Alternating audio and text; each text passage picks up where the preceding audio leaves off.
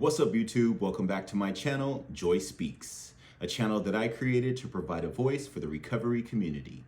And when I say recovery community, I'm referring to people who are struggling with substance abuse, alcohol, or mental health issues and their loved ones. Because as we know, it's not just the addict or the alcoholic who's affected, but also the community that surrounds them.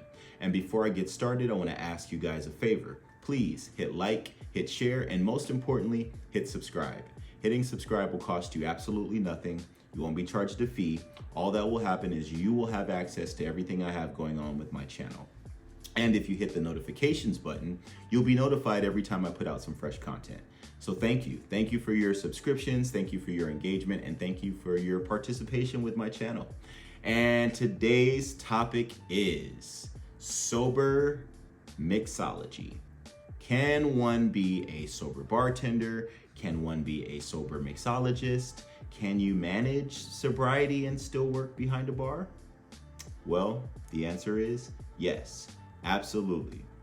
I have just over 3.5 years clean and sober, and I have not found it necessary to pick up a drink, but I have been working in food and beverage as a sober mixologist, as a bartender, as a bar manager for quite some time now. Now, yes, I will say, I was in the same industry before I got clean. And I did a lot of my active addiction while I was working. However, I've had a completely new experience now since being clean and working behind the bar. So I just want to talk to you guys a little bit about what my experience has been like, some of the things that I've struggled with, just in case maybe you're interested in getting behind a bar and you're trying to manage your sobriety. Or maybe you're thinking about getting sober and you don't want to have to start over again in a whole new industry. Guess what? You don't have to. You don't have to. It's possible. There is hope.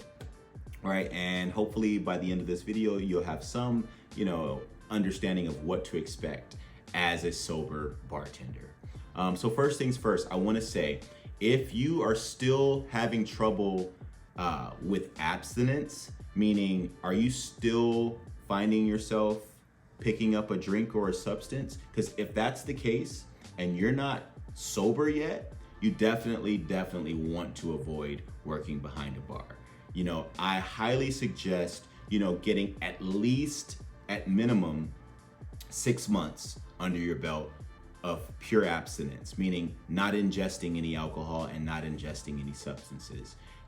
I think before 6 months, you're really, you're taking a big risk. You're taking a big risk, and it can be a very slippery slope early on in recovery and, having access to a bunch of booze. That being said, your foundation is super important. Lay your foundation first. If you lay out a firm foundation in sobriety and in recovery, you can go anywhere any free man can go based off of how firm your foundation is. And what do I mean when I say lay your foundation? Well, first off, like I said, abstinence. Like, figure out if you can go, 6 to 9 months without putting a drink or a substance in your system. And then secondly is laying the work or doing the work in a program, meaning a fellowship, meaning there's Dharma recovery, there's AA, there's NA, there's CMA, there's a plethora of anonymous fellowships. Find you a fellowship that works for you, find you a fellowship that you identify with, and then start to do the work in that fellowship. Because if you do the work and if you lay your foundation firm enough, you can go anywhere, right? So someone asked me, and I get asked this question anytime I talk about, being sober as a bartender or as a bar manager. They say, well, do you get triggered? No. My answer today is absolutely not. I don't get triggered to drink. And I can explain to you why. For me, I can't just have one drink. So if I were to decide to make the sober decision to put a drink in my system, then that means that this is more than likely gonna happen.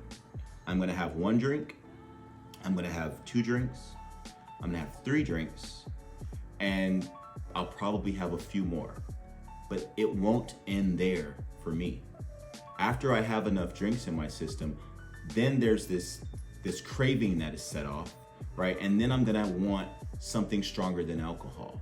And then I'm gonna want a lot of whatever that next substance is. And then I just go from one substance to the next substance to the next substance. And now all of a sudden it's the next day. Like, I'm not even exaggerating. That 99% of the time during my active addiction and I was working, that's what happened, right? So I have a full understanding and I have full clarity today that if I pick up a drink, I'm gonna probably sacrifice everything that I've worked for. So no, I'm not triggered today. I can look at a drink, I can pick up a drink. I have drinks in my hand on a regular basis. I'm shaking and mixing drinks, for 8 hours a day, and I'm not tempted. And it's firmly because of the foundation that I've laid in my program. And what that foundation has given me is clarity, right? I'm very, very clear today of what happens if I decide to put a drink in my system. I probably won't have the job anymore because I will end up calling out sick, right? I will end up showing up hungover, looking crazy, not even close to, capable of, fulfilling my job duties. I'm not doing that. I'm not willing to sacrifice that today. So there's my answer. Yes, I'm mixing and I'm shaking drinks all night long sometimes. And am I tempted to put one in my body? Absolutely not. I've worked too hard to get to where I've gotten today. Another thing that I, notice, as a sober bartender or mixologist is that, we go through this gradual decline, and I don't say this with any judgment at all, because this is actually exactly how I used to be when I would go out.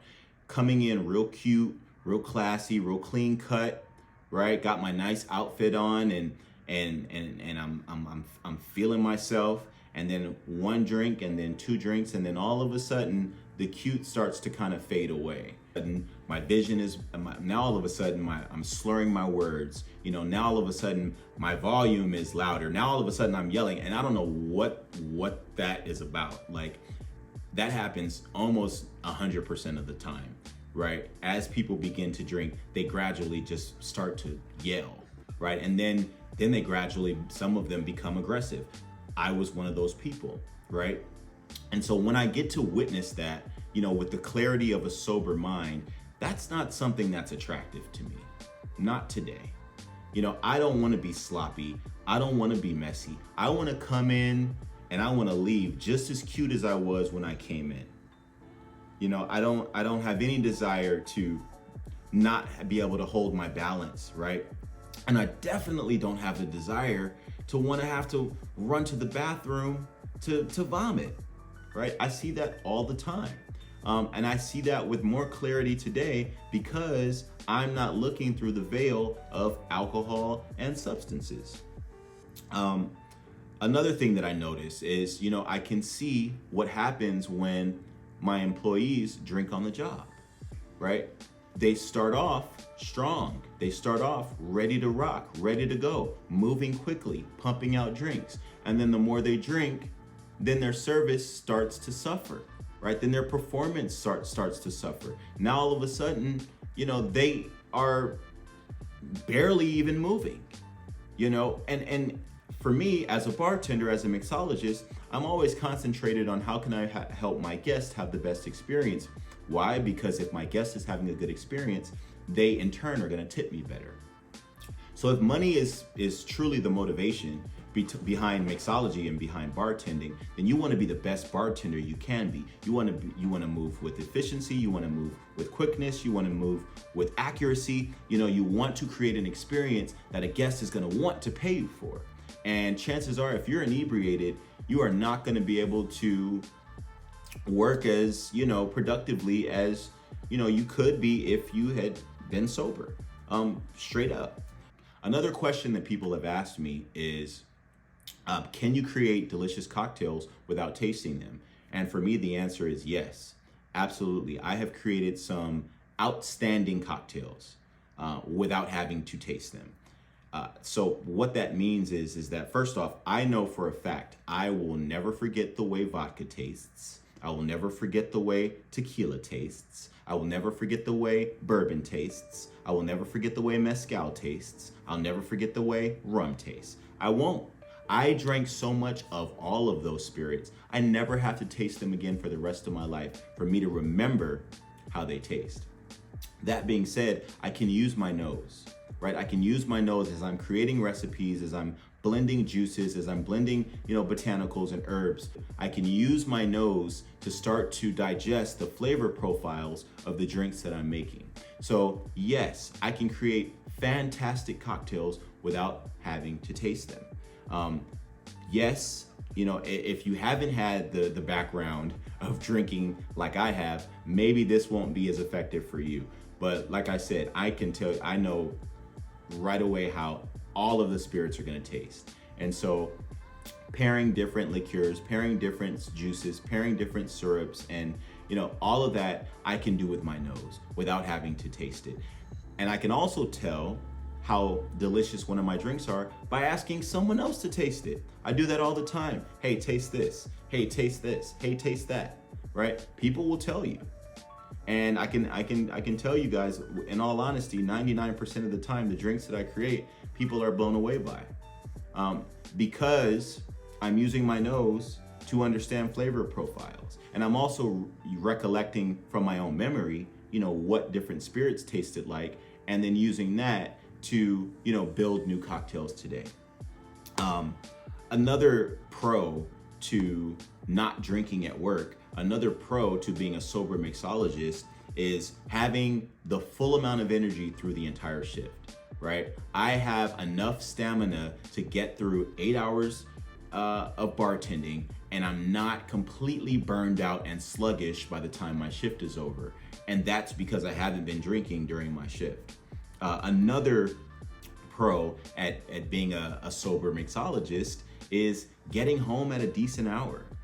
I used to go from one bar to the next bar, to the next bar, to the club, to the after hours, all after a shift at work, right? And then the sun is up and I'm well into the very next day, and I probably have to be at work in a few hours. And so now I have to show up looking crazy, hungover, feeling like crap, right?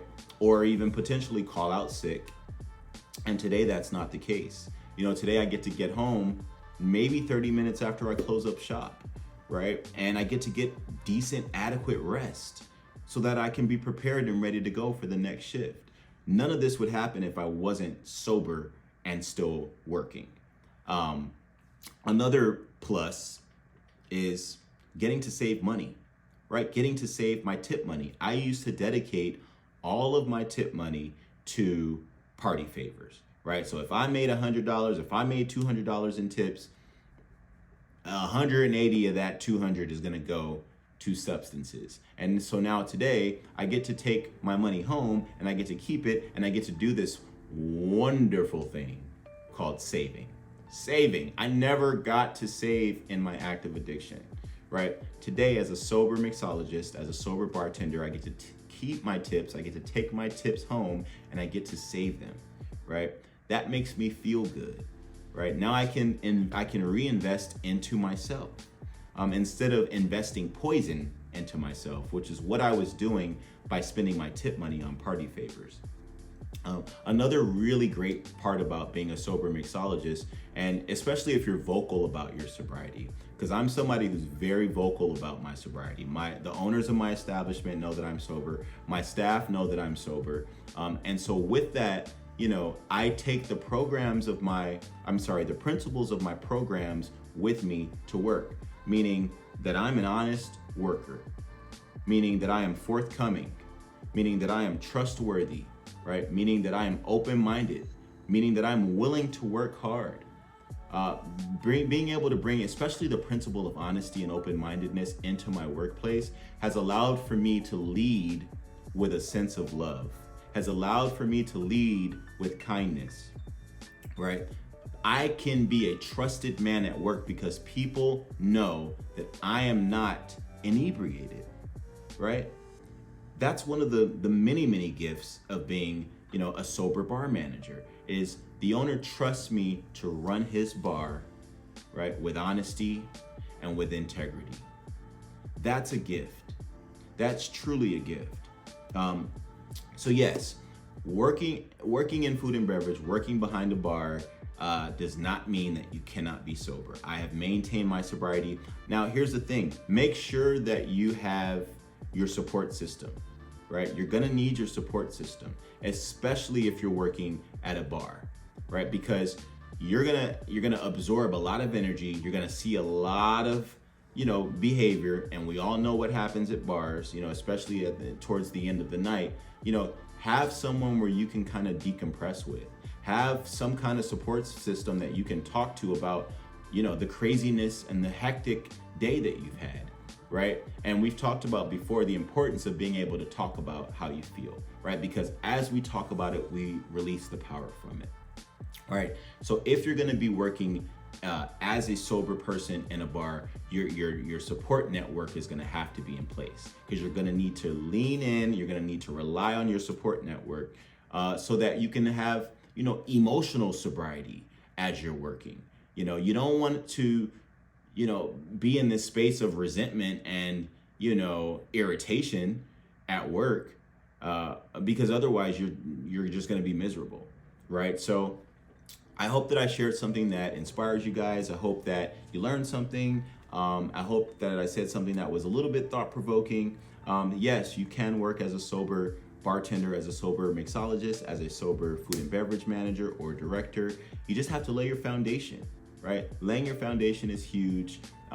Knowing your limits, knowing what you can't do and what you won't do, and relying on your support system. Thank you guys. I love you guys, and I'll see you on the next one.